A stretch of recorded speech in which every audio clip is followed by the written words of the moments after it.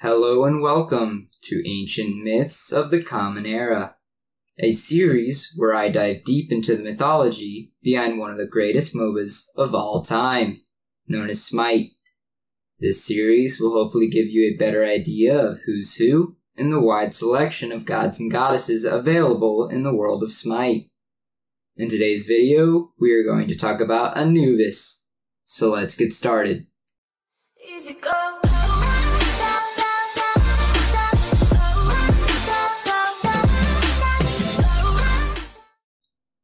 Anubis is depicted as a jackal or a jackal-headed man.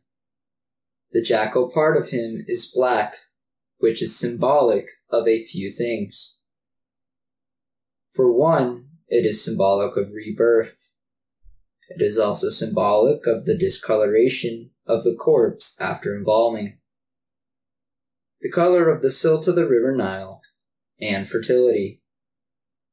He is also depicted wearing a ribbon and holding a nakaka, or flail, in the crook of his arm. The Inuit fetish, not that kind, you dirty-minded pervert, was also attributed to him. The Inuit fetish was a stuffed dead animal with its tail tied to a pole that sprouts a lotus. The animal is headless and is often a feline or a bull. Anubis is associated with mummification and the afterlife. In one point of time, he was worshipped as the ruler of the underworld, but that role was taken over by Osiris.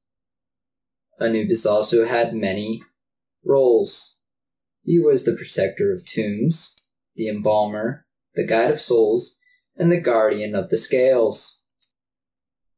His role as protector of tombs meant that he protected the dead from desecration. He protected the dead who were buried in shallow graves from scavengers such as the jackal. He also protects tombs against desecration by looters. One particular story regarding Anubis as the protector of the tombs is when Anubis protected Osiris's body against Set.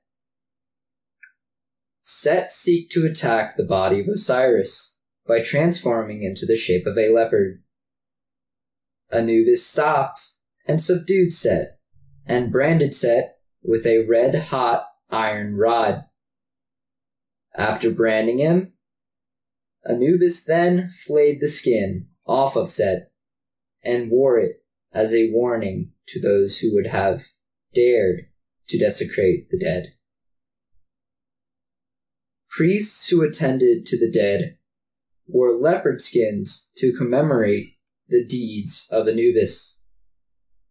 The story of Set's branding is also used as an explanation of why leopards have spots. Anubis is often carved into ancient tombs so he can protect and guard them. Anubis's role as embalmer was brought about by the myth involving Osiris. After Set killed Osiris, it is said that Anubis helped Isis embalm the body.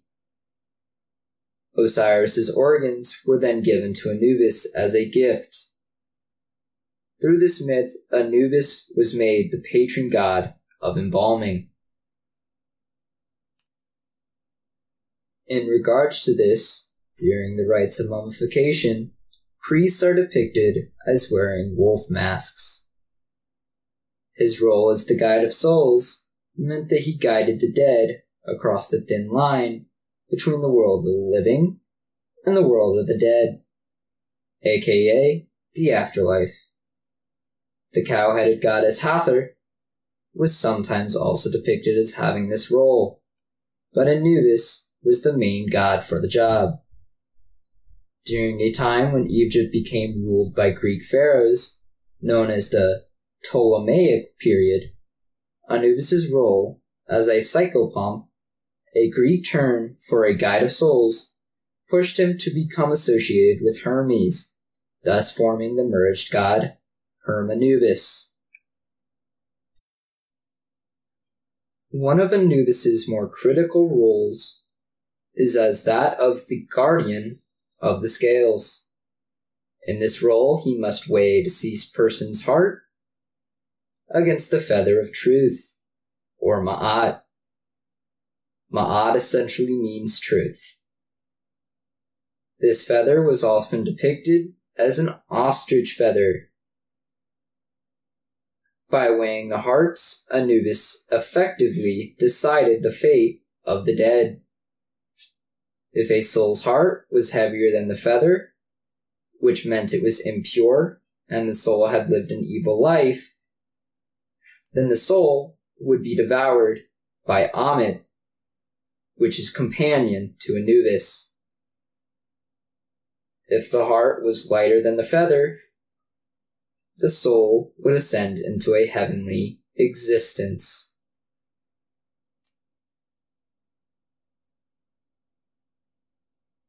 Anubis also has a female counterpart, who is his wife, named Anput. They have a lovely daughter named Kebachet together. As far as the parentage goes from Anubis, it depends on what myth you base it on. In the early myths, he is described as the son of Ra, the sun god. In the first intermediate period, the coffin texts were written, which say that Anubis is either the son of Hesat, the cow goddess, or of Bastet, the cat-headed goddess, while another tradition entirely states he was the son of Ra and Nephthys. One more story, stated by the Greek Plutarch, says that Anubis was the illegitimate son of Nephthys and Osiris. Isis, after finding out, then adopted him as her own, because Nephthys did not want him. While his parentage may be debated, the location of his place of worship and his cult is undeniable. Anubis's main cult was in the 17th nome of Upper Egypt in Sinopolis. While Anubis's first and fourth ability in the game of Smite may not represent Anubis as the major god of death that he is, his second and third ability sure do. Anubis's second ability shoots out a ball of linen wrap. If this ability hits a target, the target becomes mummified, stuck in place, and wrapped in the linen cloth that the dead are usually wrapped in after being embalmed. This ability represents Anubis's role as an embalmer well. This is because he is embalming, though not quite, his enemies.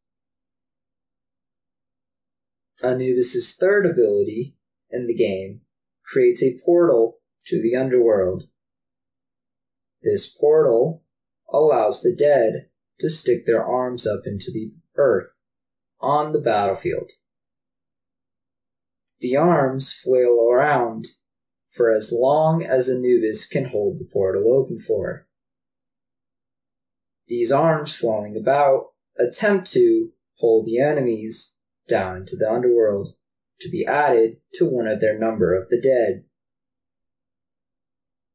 This ability shows Anubis as the major god of the dead, and as his role as the guide of the souls, although in reverse.